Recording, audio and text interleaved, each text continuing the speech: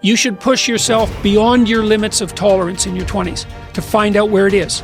How much can you work? How disciplined can you become? Like, can you work 12 hours a day? Can you work 8 hours a day? Can you work 3 hours a day? Like, flat out.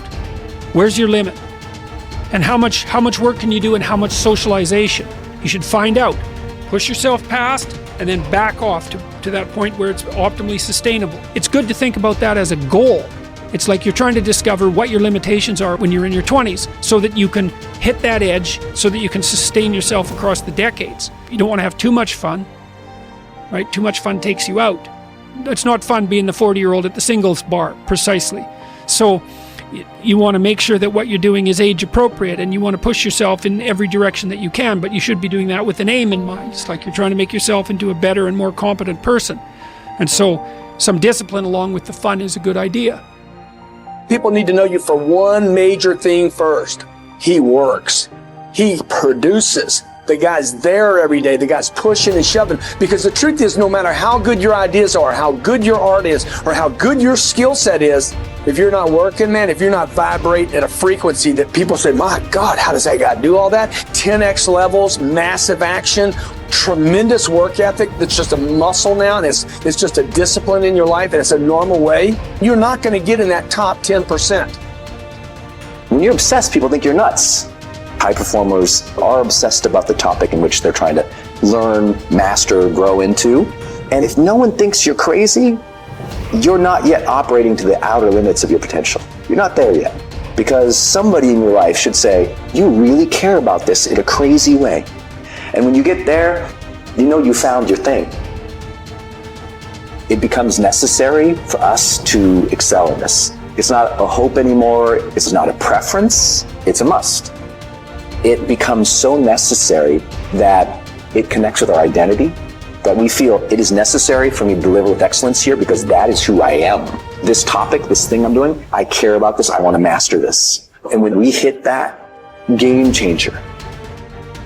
Everybody wants to be a champion, but nobody's willing to put in the work that it takes to be a champion. Everybody wants to hold up the trophy and say, man, I did it, but nobody's willing to put in the work that it takes to do it. I love the process. I love the thought of working for what I want. And I firmly believe you're never supposed to wish for it more than you're willing to work for it. I started going to work earlier. I started being the last one to leave there. I started working harder than anybody else. The other guys could not. Why would you work so hard, Les? I've been cheating myself and my family. Wherever you are, whatever you're doing, do it with everything that you have. Develop the habit of giving more than what you're paid for. Develop the habit of setting standards that others will be measured by. Do not go where the path may lead, but go where there's no path and leave a trail. When you say to someone, you're okay because of your position, that's not good enough, because you have to say, well, wait a second, you need a trajectory. And maybe you're okay if you're okay in your position and your trajectory. But you know, the self-esteem movements and all of that, well, accept yourself the way you are. It's like, no, because you need a trajectory. And one of the things that I think, one of the reasons that audiences are responding to what I've been saying in my lectures and what I've been writing about is that I don't tell people that they're okay the way they are. No, I say, no, you could be way more than you are.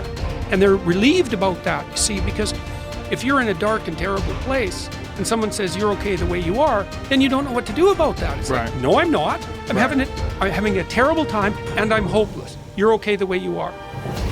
Well, then what? What? That's it? That's where I am? And what do you want to tell a young person? You're 17. You're okay the way you are. It's like, no, you're not.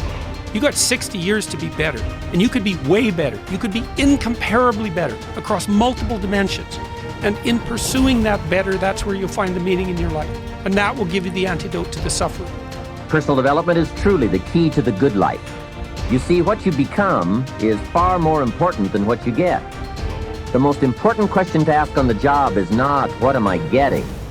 The most important question is, what am I becoming? However, it is also true that what you become directly influences what you get. Most of what we have attracted by the person we have become. So here's the great challenge of life. You can have more than you've got because you can become more than you are. That is the great focus of attention for life change. Now, on the other side of the coin, it reads, unless you change how you are, you'll always have what you've got. I've discovered that income does not usually exceed personal development. Sometimes income takes a lucky jump, but unless you keep growing out where it is, it will usually come back where you are. If someone hands you $1 million, best you become a millionaire quickly, so you can keep the money. Life has strange ways. A very rich man once said, if you took all the money in the world and divided it equally among everybody, it would soon all be back in the same pockets. I guess it is hard to keep what you haven't attracted by your own personal development. Personal development, how important.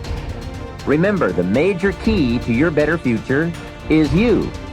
Those are some of the things that I suggest that you begin to answer yourself. Now, here are some things that I suggest that you begin to look at working on to develop your character. Some things that will give you some personal strength. Webster says character building activities. He says character, the pattern of behavior or personality found in an individual or group. Moral strength, self-discipline, fortitude. That's what's going to be required in order to begin to manifest your greatness. Now, looking at yourself, one of the things I'm suggesting you look at, what is it that you need to be in the process of doing more of or less of? Like being more direct. So I used to have a problem of not telling people what I actually thought because I didn't want to hurt anybody's feelings. Saying no without feeling guilty. More focused. So I used to be the jack of all trades and master of none. Used to do a lot of things. One year I decided to do one thing well. I looked at all of my talents and I decided the strongest one, my ability as a speaker, that's the one I'm going to focus on. But I'm capable of doing a lot of other things. But only when I decided to focus that I begin to reap the rewards of my talent. And then after you do that, you can begin to expand and use the other talents that you have. Deciding to keep your word. If you just decide, I'm going to keep my word. If I say something, I'm going to do it regardless. Being more considerate. More trusting, more disciplined, being less fearful, being more adventurous. Find something that you can look at your life that you say, hey, I know I've got a problem in this area, being late. I need to take care of that. Procrastinating, I need to deal with that. Not taking care of business, being seriously not serious.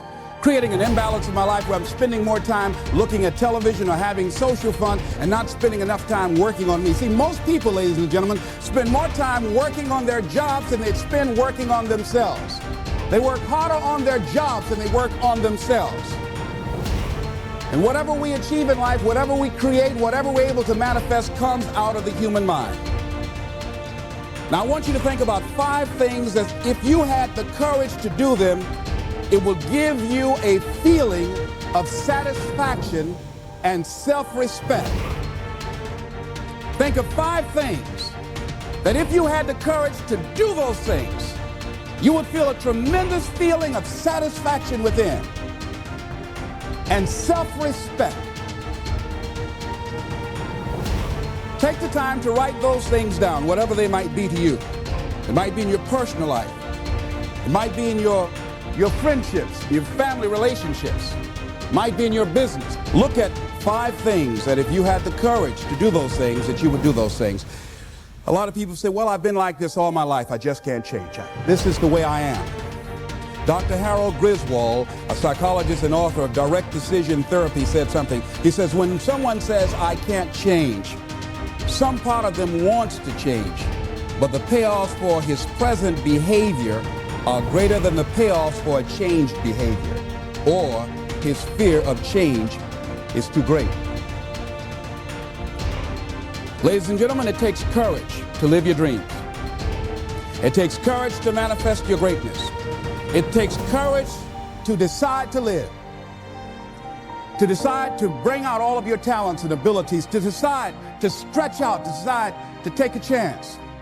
It takes courage to be happy, just to be you.